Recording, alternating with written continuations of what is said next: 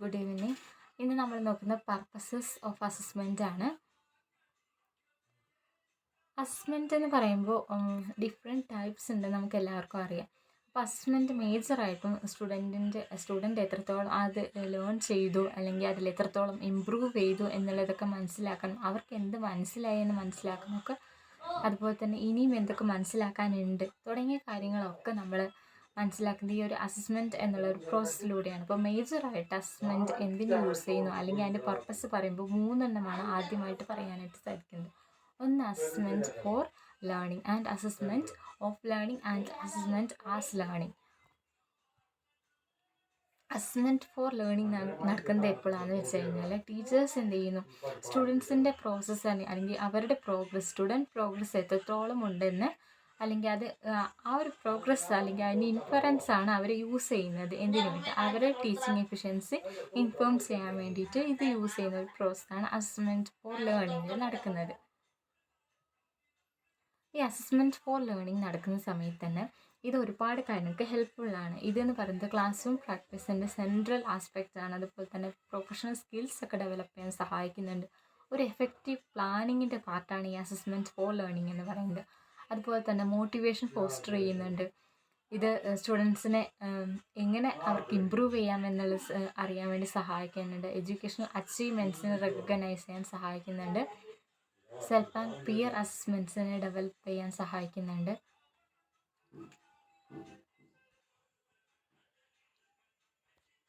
ഇനി assessment as learning ആണ്. ഇപ്പോൾ ഇത് നടക്കുന്നത് സ്റ്റുഡൻസ് അവരുടെ അല്ലെങ്കിൽ ഫ്യൂച്ചർ ലേണിംഗ് ഗോൾസ് എത്തരത്തിലായിരിക്കണമെന്ന് മെഷർ ചെയ്യുമ്പോഴാണ് അല്ലെങ്കിൽ അതിനെ മെൻഷൻ ചെയ്യുമ്പോഴാണ് സ്റ്റുഡൻസ് അവരുടെ തന്നെ പ്രോഗ്രസ് അല്ലെങ്കിൽ അവരുടെ പ്രോഗ്രസ് ഇനിയും എന്തൊക്കെ ചെയ്യണം എന്നുള്ളതൊക്കെ മെഷർ ചെയ്യുമ്പോൾ സ്വന്തം പ്രോഗ്രസ്സിനെ മോണിറ്റർ ചെയ്യുന്ന സമയത്താണ്, ആ ഒരു റിഫ്ലക്ഷൻ ടൈമിലാണ് ഈ ഒരു അസസ്മെൻറ്റ് ആസ് ലേണിംഗ് നടക്കുന്നത്.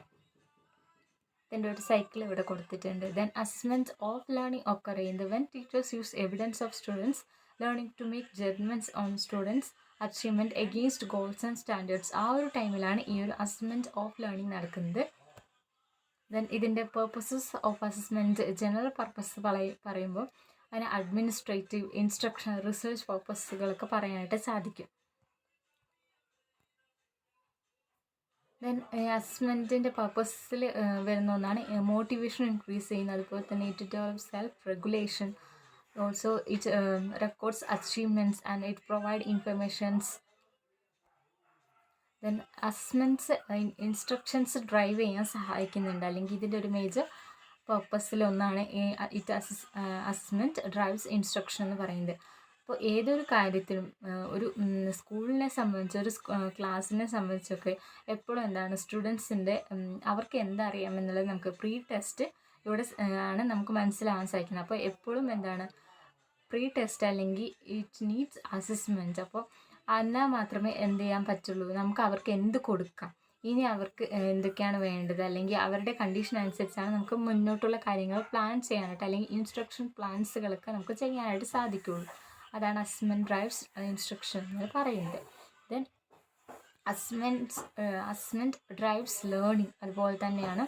അപ്പോൾ കുട്ടികൾ എന്ത് തിങ്ക് ചെയ്യുന്നു എന്ന് നമുക്ക് മനസ്സിലായാലേ, അല്ലെങ്കിൽ എങ്ങനെ തിങ്ക് ചെയ്യുന്നു എന്ന് നമുക്ക് മനസ്സിലായാൽ മാത്രമേ, അത് അസസ് ചെയ്താൽ മാത്രമേ അവരെങ്ങനെയാണ് എന്താണ് പഠിക്കുന്നത് അല്ലെങ്കിൽ അവർക്ക് എന്തൊക്കെയാണ് വേണ്ടത് എന്നുള്ളത് നമുക്ക് മനസ്സിലാക്കാനായിട്ട് സാധിക്കത്തുള്ളൂ.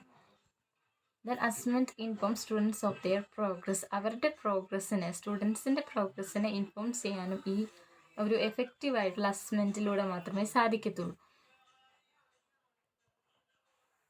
Then assessment informs teaching practices.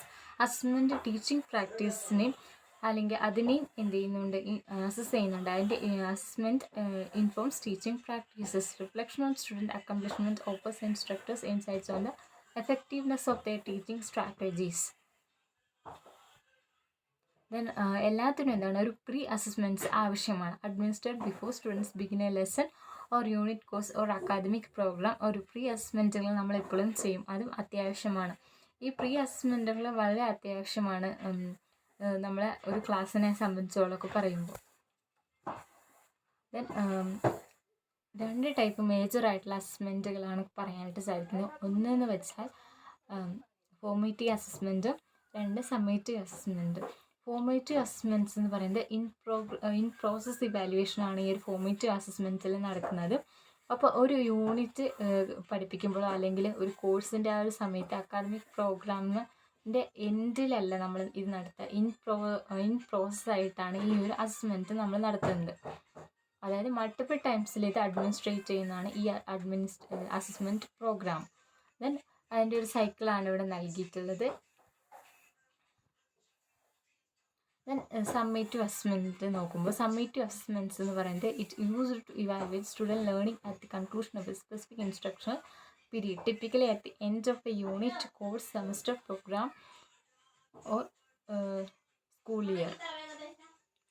അപ്പോൾ നമുക്ക് മനസ്സിലായല്ലോ, സമ്മേറ്റീവ് അസസ്മെൻറ്റ്സ് എന്ന് പറയുമ്പോൾ നമ്മൾ ആ ഒരു സെമസ്റ്ററിൻ്റെ ആ ഒരു കോഴ്സിൻ്റെ എൻഡിലാണ് നമ്മൾ എന്ത് ചെയ്യുന്നത് നടത്തുന്നത്.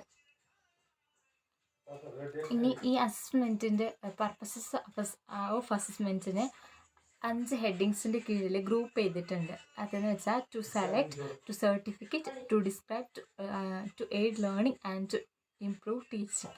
അപ്പോൾ ഈ 5 ഹെഡിങ്സിൻ്റെ കീഴിലാണ് ഈ പർപ്പസസ് ഓഫ് അസസ്മെൻറ്റിനെ ഗ്രൂപ്പ് ചെയ്തിട്ടുള്ളത്.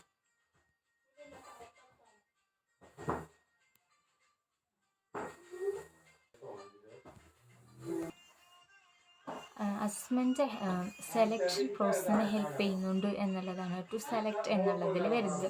ദെൻ ടു സർട്ടിഫിക്കറ്റ്, അപ്പോൾ അവർ സ്റ്റുഡൻസ് ഒരു പെർട്ടിക്കുലർ സ്റ്റാൻഡേർഡിൽ റീച്ച് ചെയ്തു എന്ന് കൺഫേം ചെയ്യുന്നതിന് വേണ്ടിയിട്ടാണ് ഈ ടു സർട്ടിഫിക്കറ്റ് എന്നുള്ള ഒരു ഹെഡിങ്ങിൻ്റെ കീഴിൽ നമ്മൾ അസസ്മെൻറ്റിന് കൊടുത്തിരിക്കുന്നത്. ദെൻ ടു ഡിസ്ക്രൈബ്, അവരുടെ സ്റ്റുഡൻസിൻ്റെ ലേണിംഗ് അല്ലെങ്കിൽ അവർ ലേൺ ചെയ്ത് എത്രത്തോളമാണ്, ഇനി എത്രത്തോളം ഇമ്പ്രൂവ് ചെയ്യാനുള്ള അതൊക്കെ ഡീറ്റെയിൽ ആയിട്ട് പറയുന്നൊരു ടു ഡിസ്ക്രൈബ് ചെയ്യാൻ വേണ്ടിയിട്ടാണ് ഈ അസസ്മെൻറ്റ് സഹായിക്കുന്നത്. Then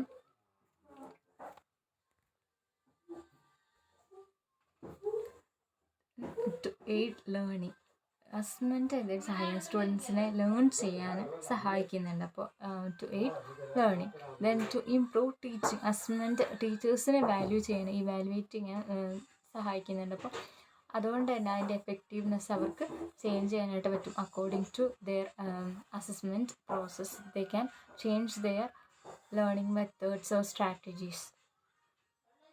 then practice based assessments എന്ന് പറയുന്നത് ദെൻ